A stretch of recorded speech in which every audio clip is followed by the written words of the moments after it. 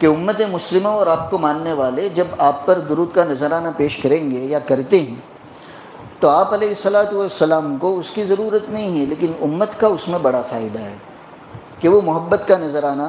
درود کی شکل میں، سلام کی شکل میں نبی اکرم صلی اللہ تعالیٰ علیہ وسلم کی خدمت میں پہنچاتے ہیں، اور اس درود اور سلام کے نتیجے میں اس امتی کی دنیا بھی بن رہی ہے اور آخرت بھی بن رہی ہے۔ اس لیے مجھے اور آپ کو آپ علیہ الصلاۃ والسلام کی ذات اقدس پر درود و سلام کا خوب اہتمام کرنا چاہیے۔ چاہے فرض تو پوری زندگی میں ایک ہی مرتبہ ہے،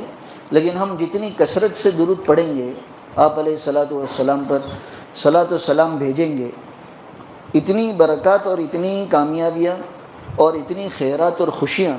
اللہ تعالیٰ زندگی میں بھی عطا کریں گے اور مرنے کے بعد بھی مالا مال کریں گے۔ کئی بزرگوں سے منقول ہے، وہ کہتے ہیں کہ ہم نے کثرت درود کے نتیجے میں بہت کچھ پایا۔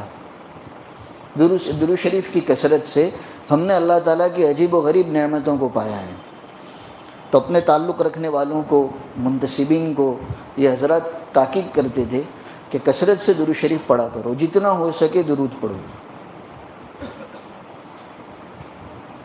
کتنا زیادہ پڑھیں گے تو ایک تسبیح بھی پڑھ لیں گے تو سمجھنے والے تو یوں سمجھیں گے بہت پڑھا، پوری تسبیح یہاں سے شروع کی وہاں تک پہنچا دی۔ بھئی 100 مرتبہ بھی اللہ پڑھنے کی توفیق دے، غنیمت ہے، لیکن بہتر یہ ہے کہ روزانہ کم سے کم 300 مرتبہ پڑھا جائے، اس لیے کہ 300 کا عدد وہ ہے جس کو یوں کہہ سکتے ہیں کہ زیادہ میں داخل ہوا۔ درود کی کثرت مطلوب ہے، درود و سلام کثرت سے حضور کی خدمت میں پیش کیا جائے، یہ مطلوب ہے۔ تو کم سے کم وہ فگر، وہ عدد کہ یوں کہا جائے کہ زیادہ درود پڑھا تو 100 کے بجائے 300 کا عدد زیادہ مناسب ہے۔ تو ہمیں صرف جمعہ یا رمضان کی بات نہیں ہے، زندگی بھر اللہ تعالیٰ توفیق دے مانگنی چاہیے کہ کم سے کم 300 مرتبہ درود شریف پڑھے روزانہ۔ یہ نبی اکرم صلی اللہ تعالیٰ علیہ وسلم کا حق ہے، اور اتنا کرنے سے کوئی ہم آپ کا حق ادا نہیں کر پائیں گے، لیکن ایک نذرانہ ضرور پیش ہوگا،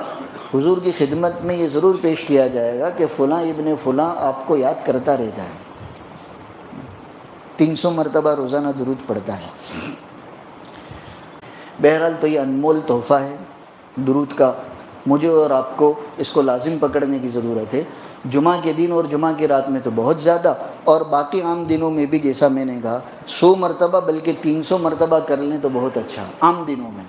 اور جمعہ کے دن تھوڑی اور کثرت بڑھا دے، اس لیے کہ نبی کریم صلی اللہ علیہ وسلم نے خصوصیت کے ساتھ جمعہ کے دن میں اور رات میں زیادہ درود پڑھنے کی ترغیب دی ہے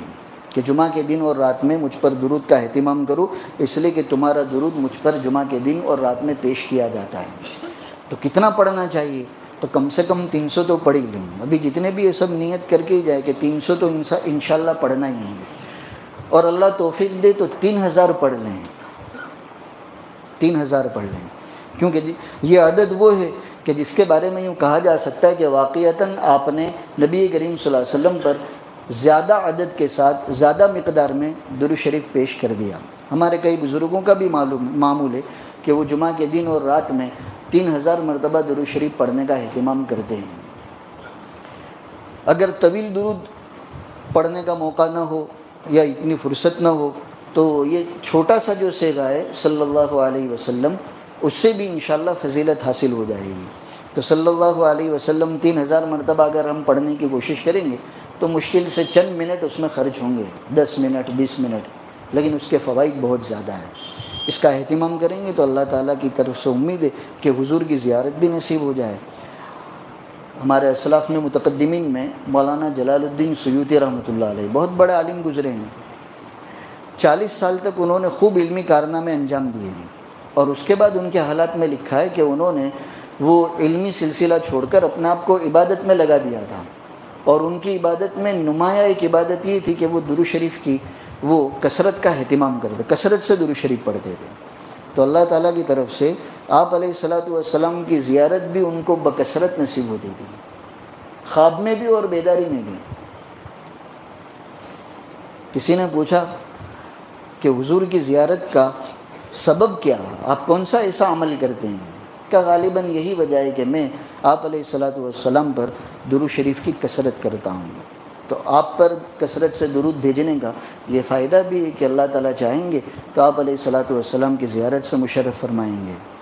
یہ بھی کوئی کم سعادت نہیں ہے، جس کو حضور کی زیارت ہو گئے بڑا خوش نصیب آدمی ہے۔ اللہ تعالیٰ ہم سب کو درود شریف کو زندگی کا حصہ بنا لینے کی توفیق دے، اور اس کے جو فوائد اور برکات آپ علیہ الصلاۃ والسلام نے بیان کیے ہیں اس سے ہم سب کو مالا مال فرمائے۔ وآخر دعوانا ان الحمد للہ رب العالمین۔